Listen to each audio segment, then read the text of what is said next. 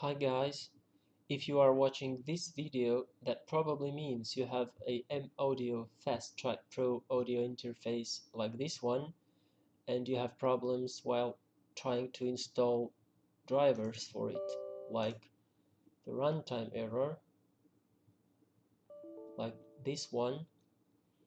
So I have tried a couple of solutions I found on the internet, but unfortunately they didn't work out for me.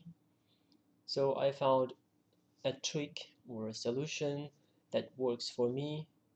It's very simple. You right click on the driver, you go to properties, you go to compatibility tab, you check this box, run this program in compatibility mode for Windows 8, you click apply, you click OK, and then when you try to install it, it installs smoothly without any error.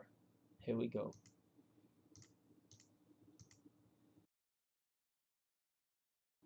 If you enjoyed this video, don't forget to like it. Feel free to leave your comments below and subscribe for more tips in the future. Bye!